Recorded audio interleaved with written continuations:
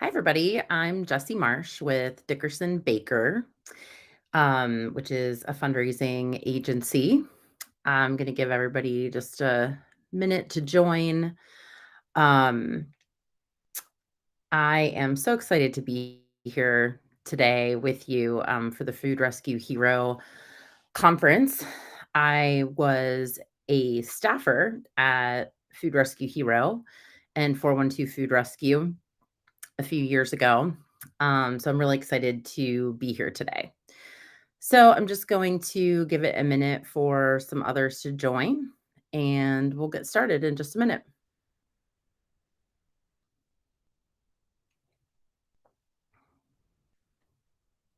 Hi, everybody. Thanks for joining. We're just giving it a minute for people to join. It looks like there are a few of you here now.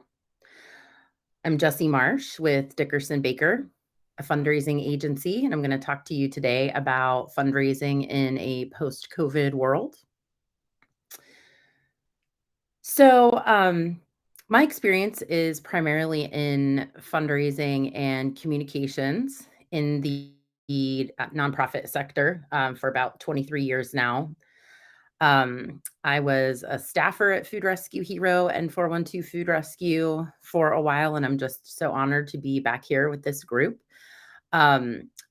It's possible that some of you I've either talked to or met as part of my responsibilities when I was working there was to help introduce the Food Rescue Hero technology to food rescue organizations. So so glad you're here at the conference and just really excited to share some fundraising research and data with you and a lot of practical application steps for how you can use this information. Some recommendations for organizations of all shapes, sizes, and budgets, most importantly. So, Dickerson Baker is a fundraising agency. We've been in the business for over 40 years. We offer a lot of different types of services, major gift program development, grant writing and strategy, capital campaigns, executive search, and direct response, including digital as well as paper mail. So those are the things that Dickerson Baker does, and this research comes out of Dickerson Baker and some of their partners. So we do 2 surveys a year. I'm going to ask Patrick to bring the slides up, please. Thank you. You can go to the next one.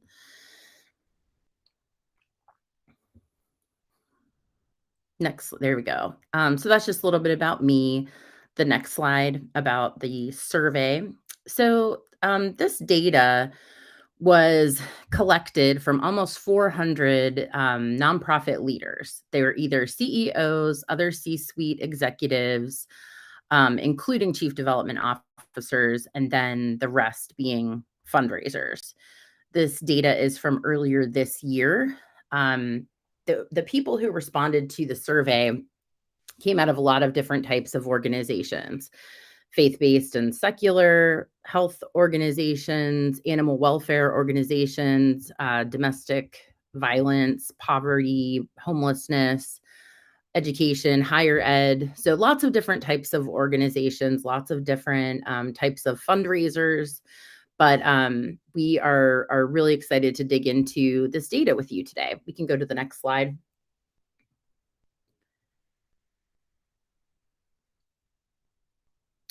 So, if I could say one sentence about the results of this survey, which again is coming, the people who responded to the survey are nonprofit leaders and fundraisers. So, if I could give you one sentence to summarize it, it's things are not as they should be, which feels like not great news, but the good news is that there is plenty that we can do about it. So there's a lot of different information here, but I want to draw your attention to a few specific things that I think are most interesting about the information we gathered.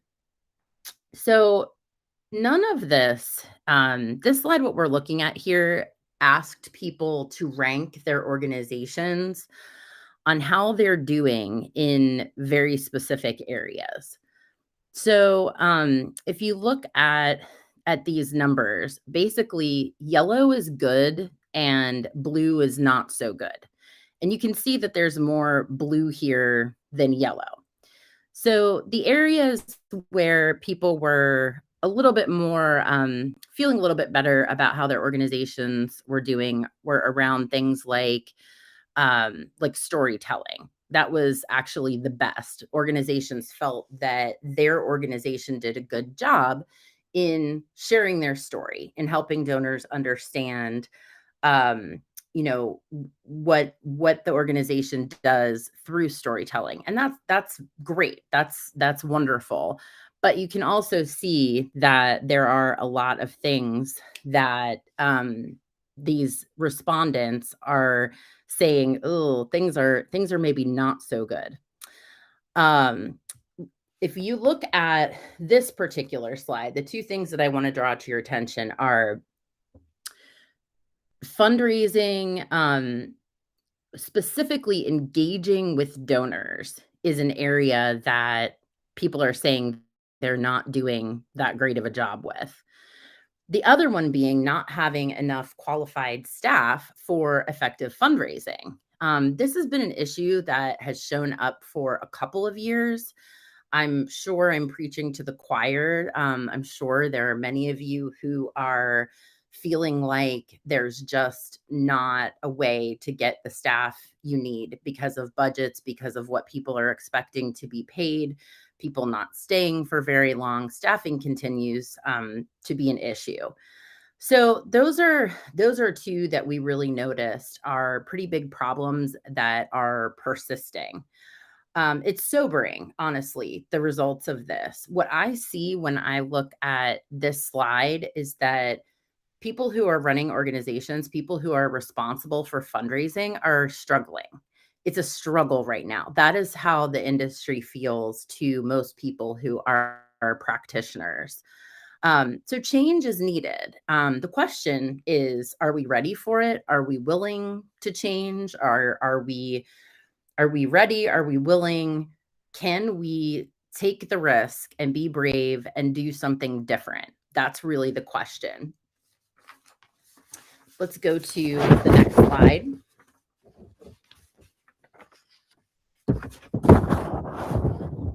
So, nonprofit employees want inspired leaders with bold vision.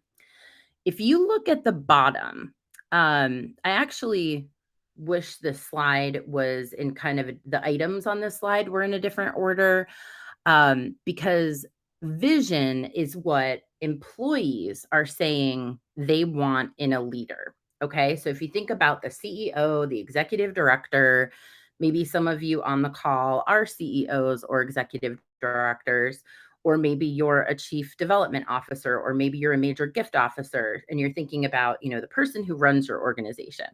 What are employees looking for? Well, they're looking for vision. They're looking for someone who can build relationships. They're looking for someone who inspires trust, and they're looking for someone who is a good communicator. Now, if you look at, so those are the items that people responded and said they think these are the most important elements of effective leadership. Now, here's where I want you to turn your mind to think about. I'm on a board. I'm the president of a board of a nonprofit, and we just hired an executive director. I'm on another board that in the last 8 months also hired an executive director. And so I've been in that world. I've been the person looking for the next leader of an organization. And what I noticed about this slide and the data in it is that those items that nonprofit employees are not saying are most important to them, things like strong personality, strong record of accomplishment, diplomacy, confidence, that often is what boards are looking for in the next leader. So it's really interesting that there is this disconnect. The things that the people doing the work think are most important in the person leading them, and the people who have the power to put that person in the CEO or executive director position, they are not valuing the same attributes. So I think that's something that we need to think about. What can we do about that? I know that in a job that I had not too long ago, I was the vice president of advancement, and the CEO left for another opportunity. And so myself and the vice president of operations were kind of running the organization in the absence of a CEO. And during that time, which was about 8 months between when the former CEO left and a new CEO was hired, and the board formed a committee around identifying the next leader, doing a search. And what I thought was really interesting was that they never asked me for my opinion. Um, the vice president of operations was part of the search. She had thrown her hat in the ring to be a candidate to be the next CEO. I don't really know what they asked her, but I thought it was really interesting that the people responsible for hiring the next CEO were not interested in what the person responsible for raising all of the revenue thought about what the organization needed. I ended up telling them what I thought anyway. I sent a very detailed SWOT analysis to the committee. I don't know if they appreciated it or not, but I felt like it was my responsibility to communicate that. Well, think about how many staff members, even just the small number that work really closely with a CEO. Think about how much important information they might have to share. Think about what we're missing if we're not at least asking staff what they think is needed. Oftentimes, boards who are putting leaders in place, some boards have just the right balance of being in tune, in touch, but hands off about day-to-day operations. But in many cases, boards are either way too involved or not nearly involved enough. And I think that we can only help the situation by including at least input from staff members. Let's go to the next slide, please. And like Patrick said in the chat, if you have any questions, go ahead and just drop them in the chat. I don't mind being interrupted. So as long as I see it over there, I'll be happy to think about your question and give you an answer. So one of the things that I think is really interesting about this slide is that communication is at the top. And what that means in this chart is that the rating is low in terms of a key attribute. So remember again, who's taking this survey: fundraising practitioners, fundraising leaders, and CEOs of nonprofit organizations. This is how they are rating their leadership on a scale of 1 to 5. And look where communication is. Look where emotional intelligence is, and look where creative problem solving is.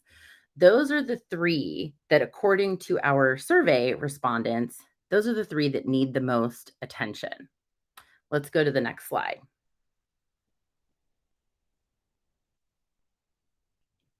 So roughly 50% of respondents expressed willingness to take risks and explore donor strategies, but nearly half of the survey respondents say that their organization is just doing the same thing over and over. So people are saying we need change, but and I'm personally willing to do things differently. But at the same time, an equal number are saying that their organizations are just doing the same thing over and over. So 94%, which is a very, very high number in a survey like this, of respondents would like to see their organization shift its fundraising strategies. So what does that mean? The same old thing is not working. It's not continuing to work. And we're going to get into that a little bit more. Next slide, please.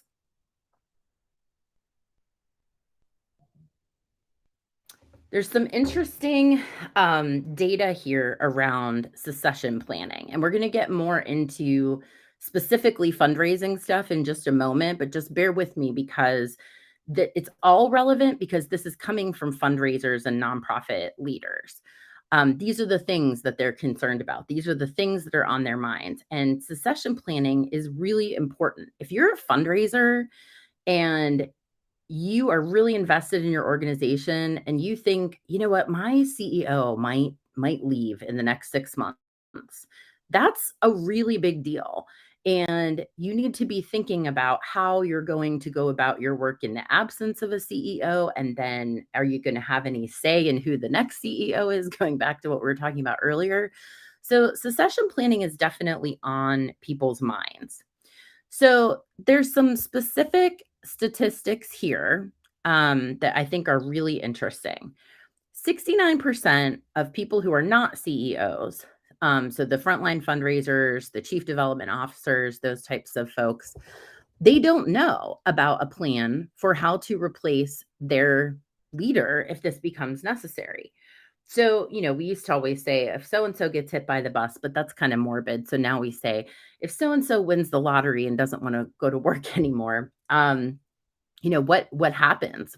Who's going to be in charge?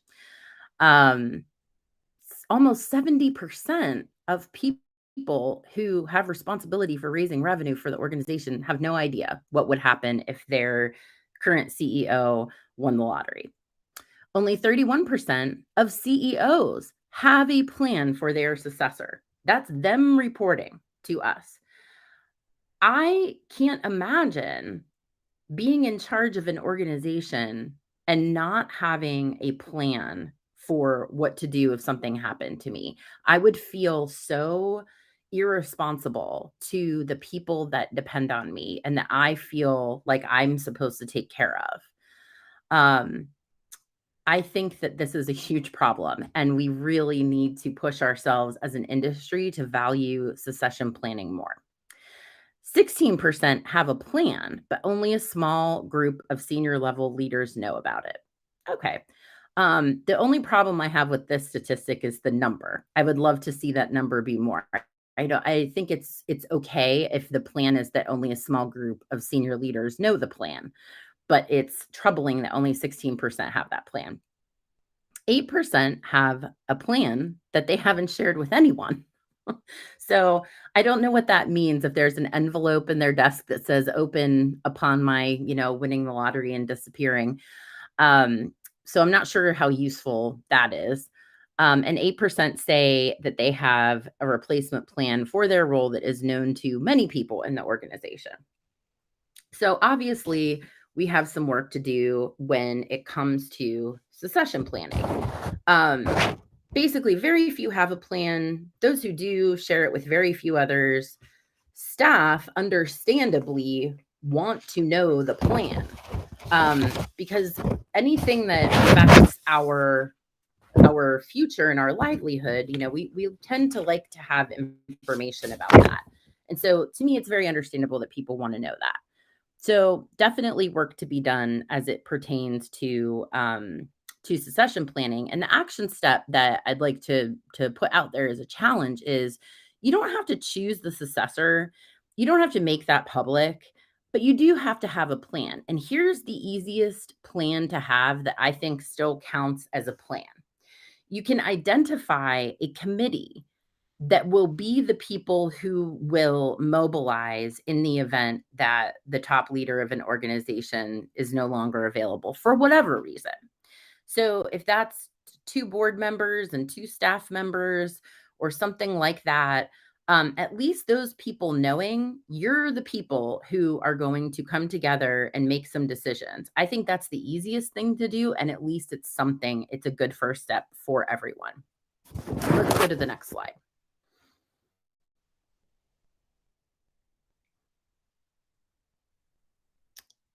Actually, the next slide. I'm sorry, I don't know why those are in a weird order.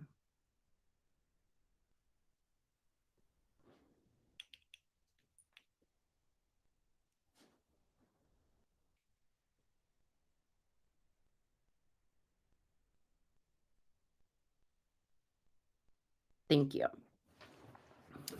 So going back to this slide, I think it's really important that we talk about communication, emotional intelligence, and creative problem solving, because this is what people are saying they're not seeing in their leaders. Let's go to the next slide. So, communication first. I want to tell you a story about a leader who was not a great communicator. So, this person had started a nonprofit organization, and the organization grew very quickly. I joined after the organization had been in existence for a few years. And what I noticed about this particular leader was that they had very high expectations. They moved very quickly, and they did not like to slow down to explain anything to the people that reported to them. There was a very high expectation that you would hear 3 or 4 words of direction and just be able to hit the ground running and, deliver. But there was almost always disappointment from the leader that when the work came back, it wasn't what this person had wanted or what they expected. So we would talk about how we felt like this person wanted us all to be mind readers, and we weren't. Now, of course, the longer you work with someone, the more you kind of learn them, you learn their style, you learn their preferences, you see how they like things to be. But especially when you're new, can be incredibly frustrating, because really the problem just comes down to communication. Um, and I definitely empathized with the leader at the time, that they did not have enough time to do everything that they needed to do. So at the same time, I just couldn't make them happy. I couldn't deliver what they wanted, because I just never knew exactly what they wanted. There were a lot of unspoken things, right? So you hear this a lot from staff, that communication is a problem, internal communication is a problem. And I think that one of the biggest reasons for that is because we expect way too much of ourselves. We're doing way too much as leaders. Often there's not a lot that can be done about that, but sometimes there is.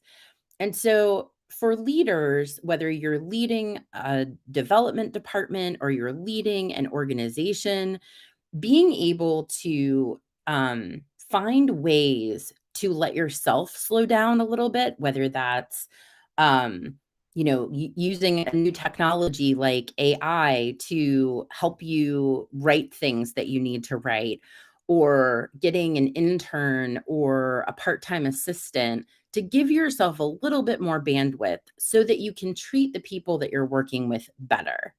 Now, here's the funny thing about this particular story. I left that organization and went to a different organization and started overseeing a development department in a different agency.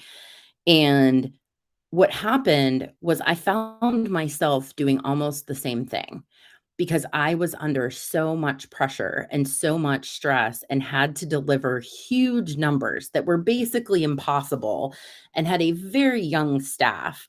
Um, it was really interesting because I found myself doing the same thing. I wanted my team to mind read. I wanted my team to understand my expectations inherently. I wanted them to um, read my mind. And that's not fair to do to people. I have more empathy for the leader that I felt was doing that to me, and also recognize this behavior in myself. I think we all do it when we feel like we're under the gun. There's so much pressure. There's so much stress.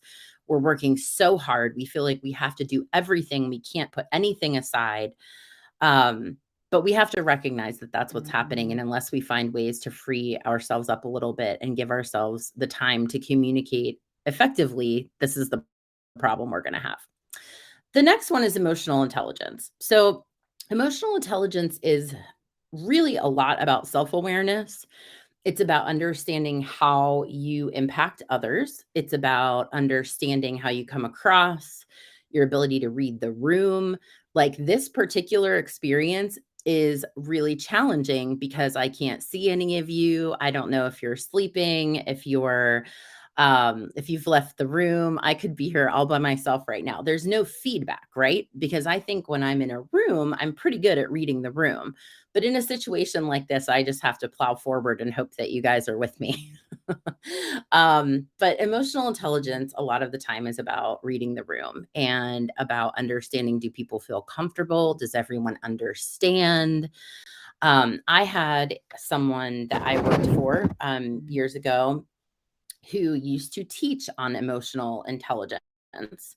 And it ended up being the most ironic thing because this was a person who you would probably experience as really competent, as pretty impressive. But as soon as this person felt stressed or threatened or nervous, they became very combative. And a thing that I observed this person do on several occasions was pound their fist on the desk and shout, "I am the boss. I'm in charge." And I just remember thinking, I can't believe this person teaches on emotional intelligence because to me, the moment you were doing something like that and saying something like that, you've already lost. You've lost the room. Oh, hey Beth, thank you for saying hi. I appreciate that. I'm not all alone. That's great. Someone pounding their fist on the table and saying, uh, I'm the boss, I'm in charge, you've already lost. If you have to remind the people who report to you that you're their boss, there's a huge, like, probably unfixable problem. So, emotional intelligence is key. And if you don't feel like you understand emotional intelligence, if you don't feel like you have a strength with emotional intelligence, there's all kinds of great stuff out there to read about it so that you understand your impact on others, your impact on yourself. One of my favorite things that's a tool, I think, in emotional intelligence is the Enneagram. I say that kind of tentatively because if you don't know the Enneagram, you go, oh, I don't know what that is. But if you do know the Enneagram, you probably love it. It's just a personality assessment with 9 different types, and you can take the test. And I like the resource, yourenneagramcoach.com. You can go and take a test there for free. And then there's another website called Enneagram Institute that I think is a wonderful resource for learning about the Enneagram. You can really learn a lot about yourself and how you interact with others by using these different personality assessment frameworks. So that's one tip I can give you for kind of increasing your capacity of emotional intelligence. So the third area that the people taking this survey are reporting is not so great when it comes to leadership is creative problem solving. So, what is creative problem solving? It's coming up with innovative ideas to move the ball forward, right? That's how I think of it. Something we haven't done before, something no one has done before. Let's think about this problem from a different angle. Let's get together and have a brainstorming session. Hey, I was thinking about this last night as I was falling asleep and I got this idea. What do you think about it? Um, giving room for creativity, letting people share kind of dumb ideas, because sometimes you have to share 5 dumb ideas before you get to, a life-changing idea. So, leading that process and leaving room for that and helping people feel safe enough to share their ideas. Here's what creative problem solving is not. This is another story of a boss that I previously had. And this particular person I actually really love and still have a wonderful relationship with, but was just a little tone deaf when it came to certain things. These are real things that this person said. They were a CEO and I was the chief development officer. Well, there's money on the internet. So, I mean, you should just be able to get some money on the internet. This was a CEO of a nonprofit organization. The other thing that this person said along the same lines was, well, we just have to come up with something like, the ice bucket challenge. I actually worked for an agency that had a hand in coming up with the ice bucket challenge. I think that was probably a really big endeavor. A lot of really creative problem solving went into coming up with an idea like that. But sometimes we just say these kind of pat things, or, yeah, go make something go viral. We need to get something that goes viral. That's not helpful. We all know, fundraisers know, sure, we'd love to be the next ice bucket challenge. Hopefully we're always trying to think of things like that. And so it's not particularly helpful when someone who's not actually doing the work says something like that. Next slide, please.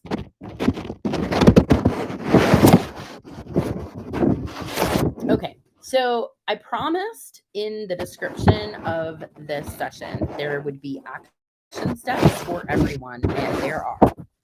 So, what we have talked about so far, especially the stuff around things need to be done differently. We need to try different fundraising tactics and techniques. The fundraising landscape is changing.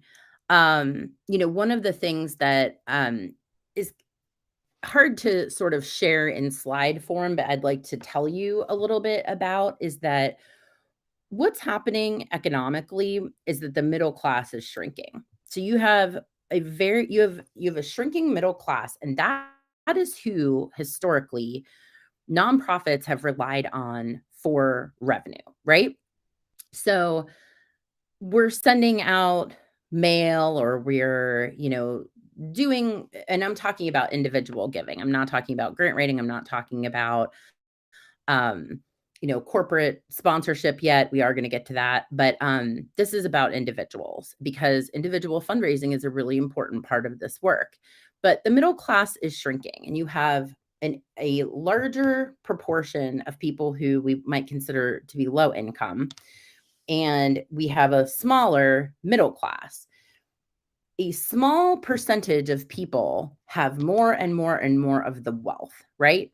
So you have a small number of people with increasing percentage of all of the money that's out there. So one of the things that we've been seeing in fundraising, and this will be familiar to all of you, is, the Melinda French Gates and the Mackenzie Scotts of the world, people who are like mega philanthropists. Now, let's not go down the path of, well, if we could just get Mackenzie Scott to notice us. It's not about those exact people, or even the mega, mega, mega wealthy, but it is about the people who have a high capacity and a high affinity for your organization, and maximizing your relationship with those people. And that is really what our research as a fundraising firm, this is what the research is pointing to. With all of the donor behavior we've observed, with the revenue we're seeing come in for the clients that we're working with, what we're seeing is it's time to pay more attention to major donors and potential major donors or prospects. So this is really important because it's a shift. Your organization may have been around for 2 years or 25 years. You may or may not do any kind of direct mail program, or digital email type of fundraising. But if you are doing that, you are almost certainly directing your communication and your asks to the middle class for the most part. Now, if you're sophisticated enough to kind of segment your donor base and understand, there's a threshold for major donors. Oh, people that give $5,000 a year or more in our organization are considered major donors. Organizations have all different thresholds for what they consider to be a major donor, usually based on what capacity you have to serve those people in a more personal way. Well, but what we're seeing is that it is really important to have a strategy for how you're treating your major donors. It can't just be they get the same exact letter at, the holidays when you're asking for money. You really need to be paying more attention to your major donors. You need to be treating them in a more personal way. And we're going to talk about a couple ways we can do that in the next slide. So I've organized these action steps so that you can do something about this whether you have basically no money to spend and no time, some money and some time, or lots of money or lots of time.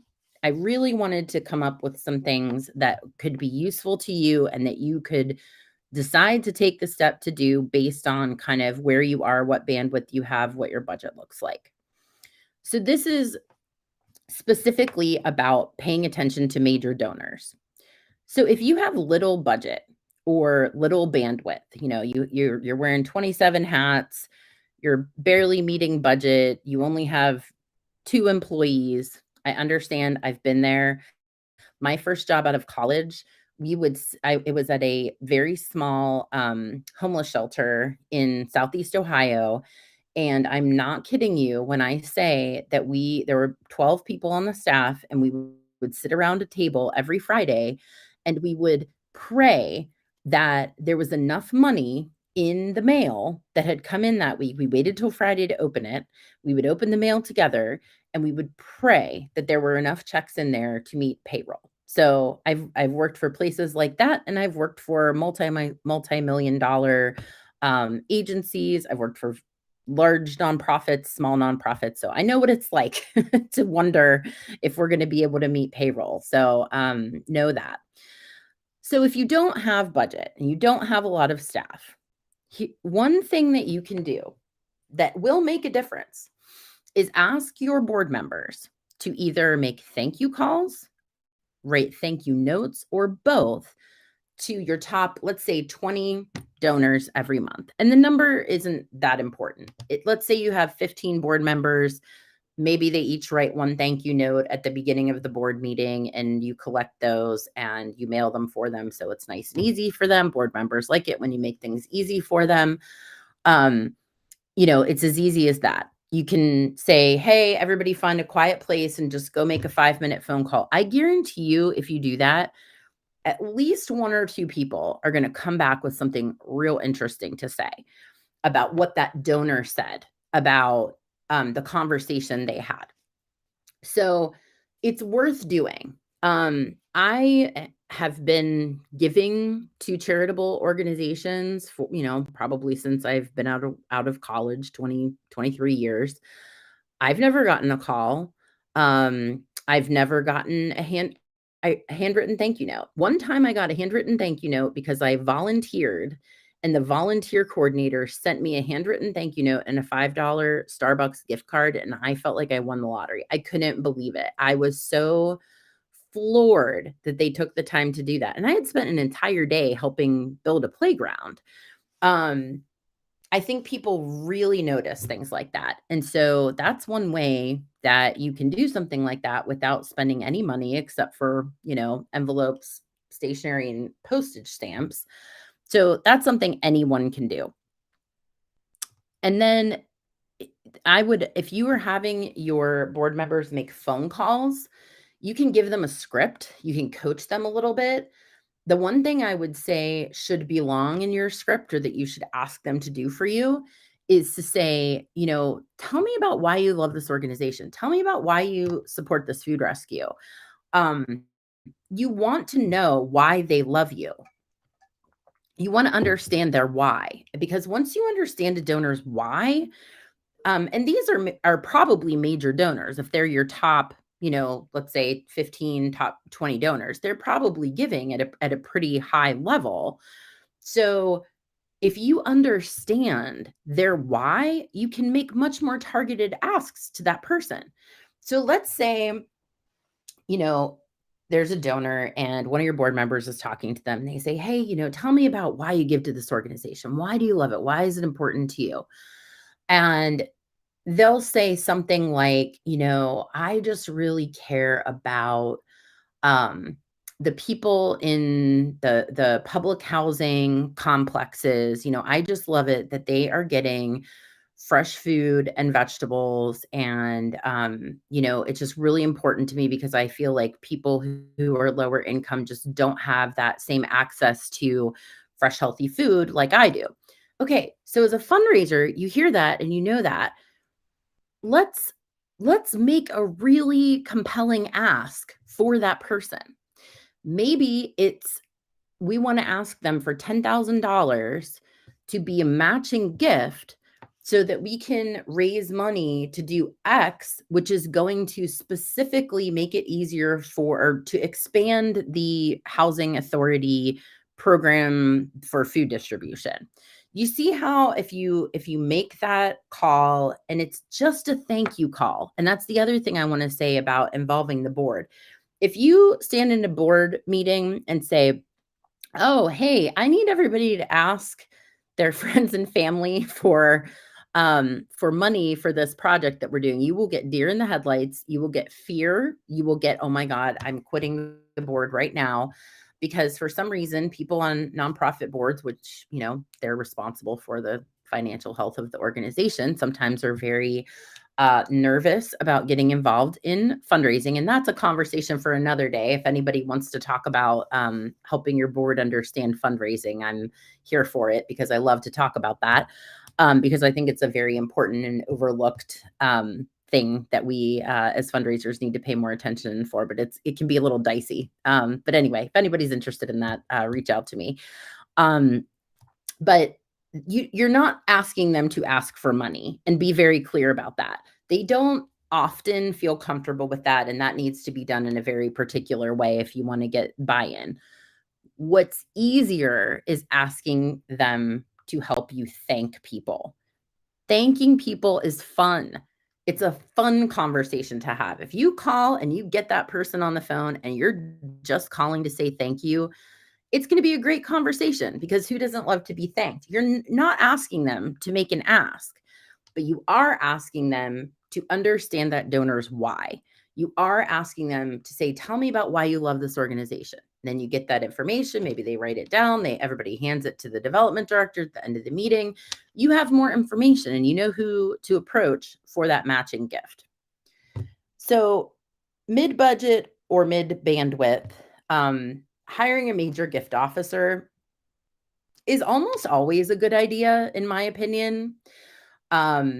This is a person who is going to develop relationships with major donors and ask them for money at the appropriate time. I would not suggest hiring someone totally inexperienced unless you yourself are an expert in major gifts and you can train them. I have done that. That person now has my job as the director of development at the organization. I left and he rose up into the leadership position and is doing a great job. So it's not that it can't be done, but I took a risk.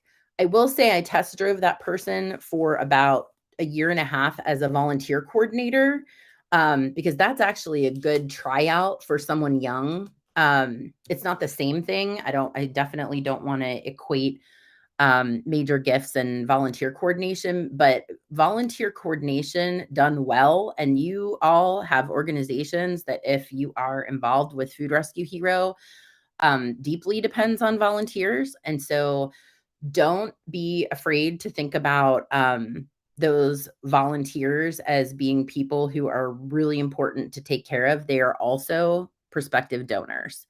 You should be asking them for financial contributions, but you got to be careful about how you do that. So that's probably a conversation for another day.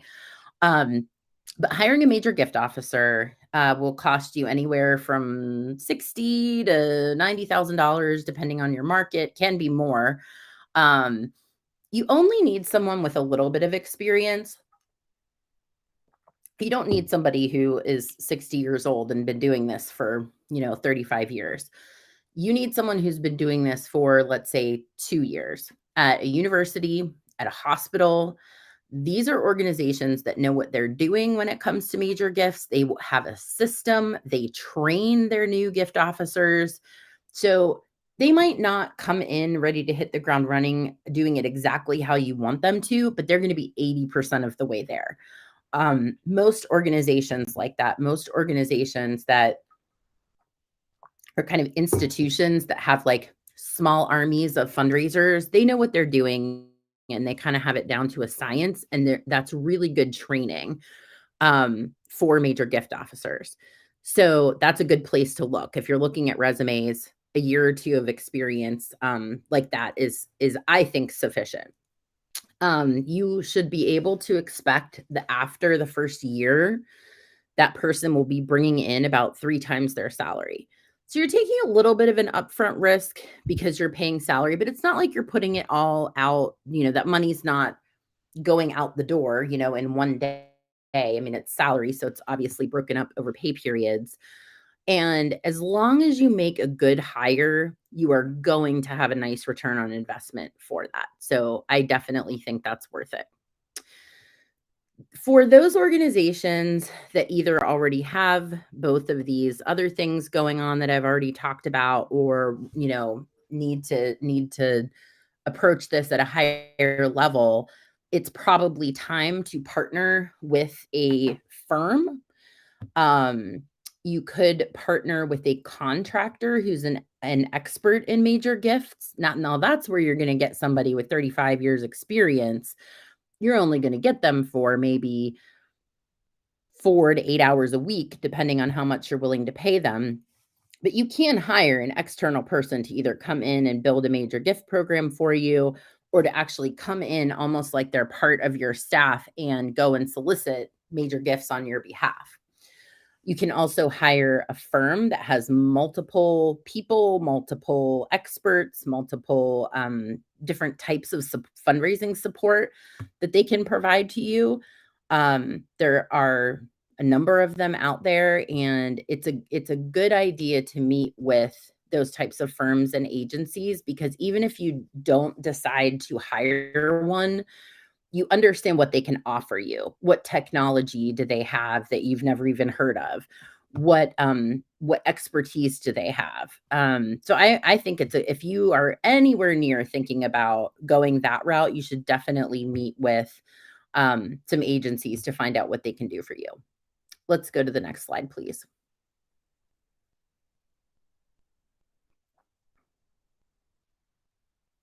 So this is, back one. There we go. Thank you.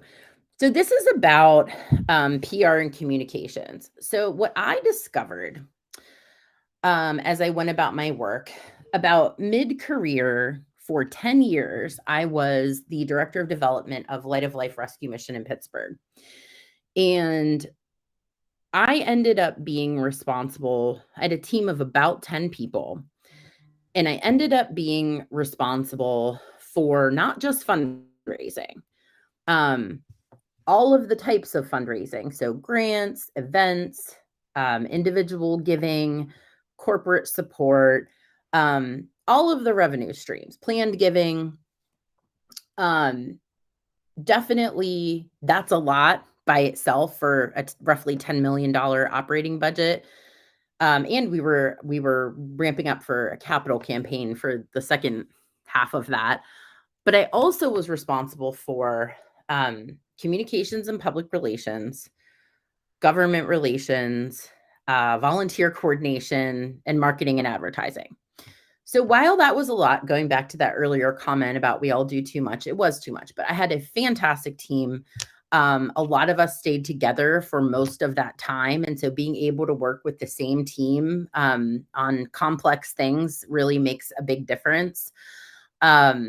So what I learned was how absolutely important public relations was to getting the name out there, so that when we did acquisition direct mail, which is when you send out mail to people that are not yet your donors, and not that you're necessarily doing that. I know that not all of you do that, but the PR increases kind of the brand awareness, so that when these, hey, give X number of dollars for a Thanksgiving turkey come to your house, you have a little bit more familiarity with the brand name, right?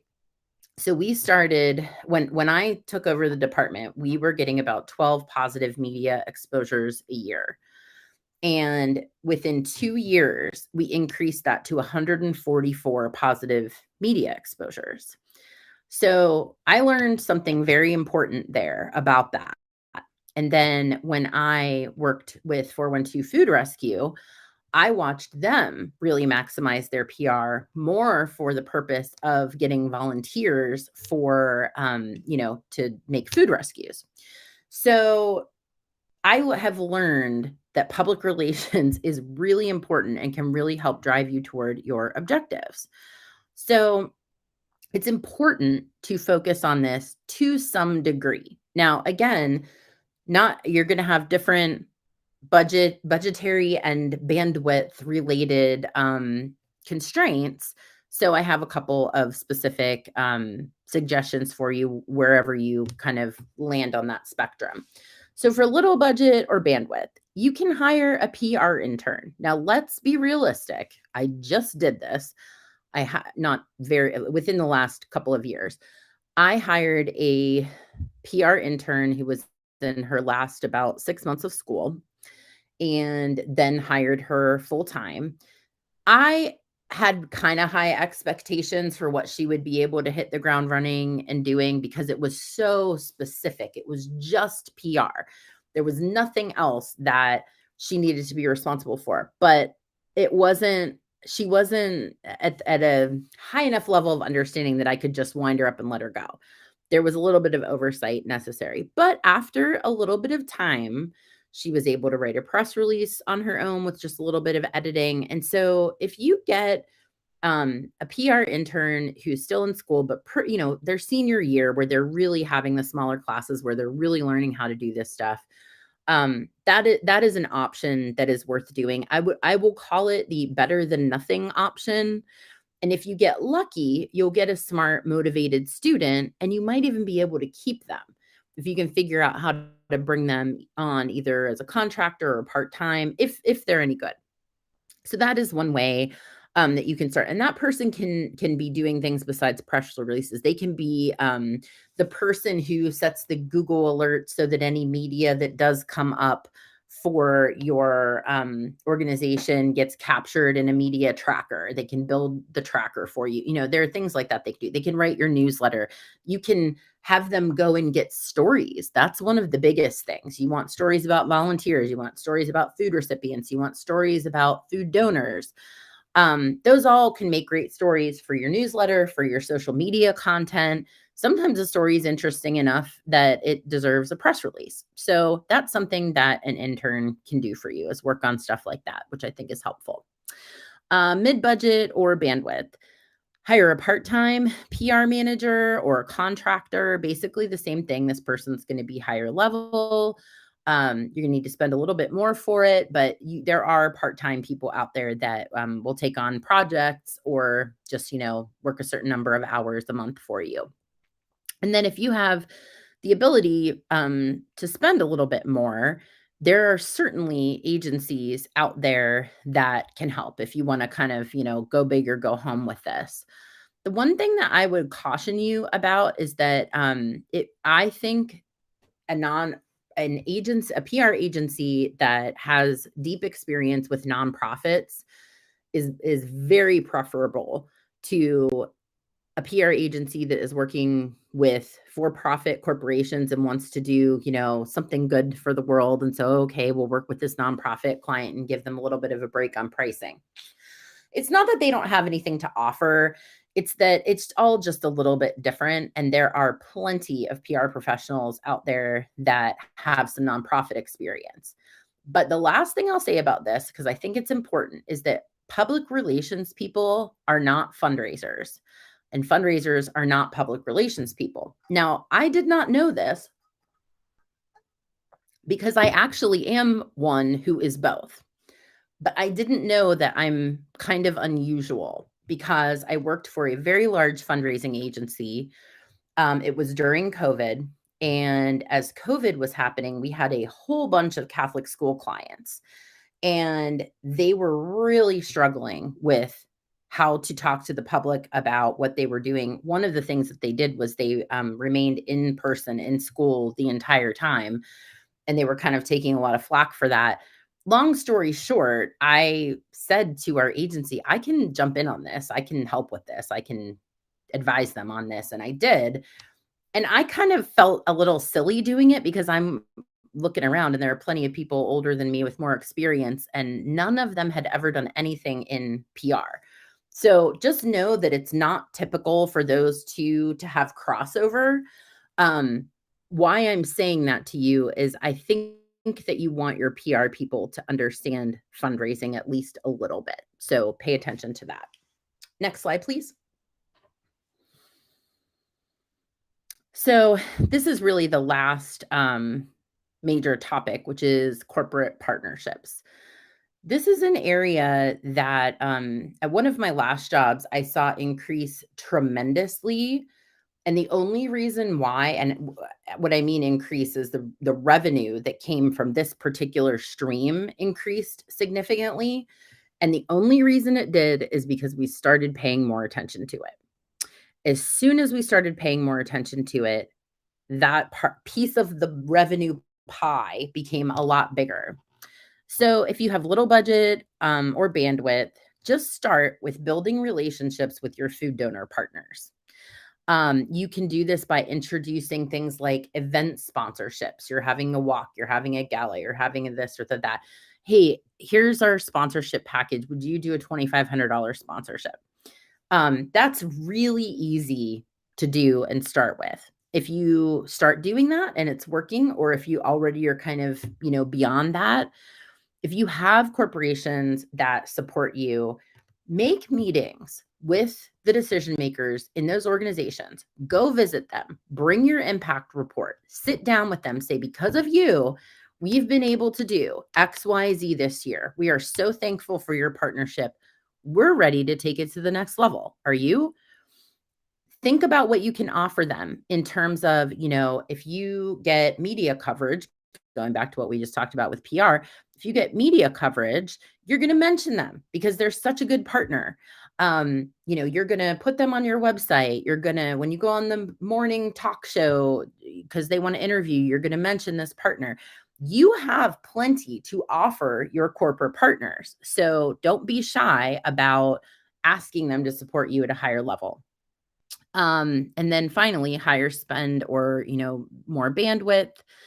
You can increase the part of your budget that allows your staff to go out and do things that put them in a good position to be networking for you.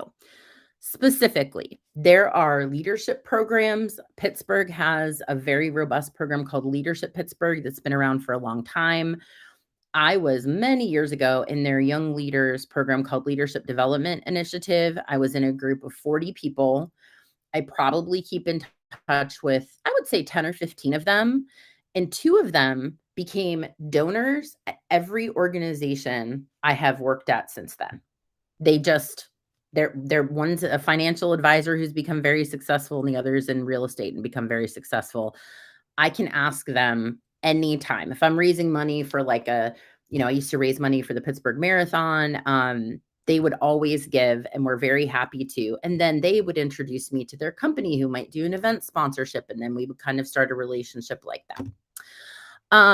So that is pretty much the end of what I have to share. We do have 2 minutes left. I would be happy to take any questions if anyone has any.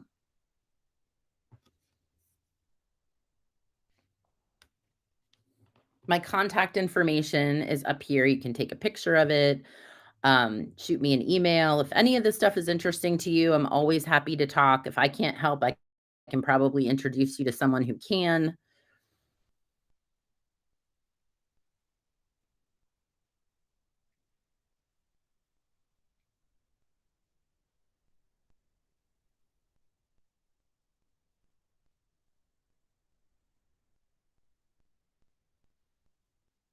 Well, if there are no questions, I will let you have a bio break in between whatever this session and whichever one you're doing next. Thank you all for attending so much. I really appreciate it. If I can be of any help to you, please don't hesitate to reach out to me. I really am thankful for what you guys do. I really care about ending hunger and reducing food waste. So it's wonderful to see so many people who are working on those issues. I hope you guys have a great rest of your day.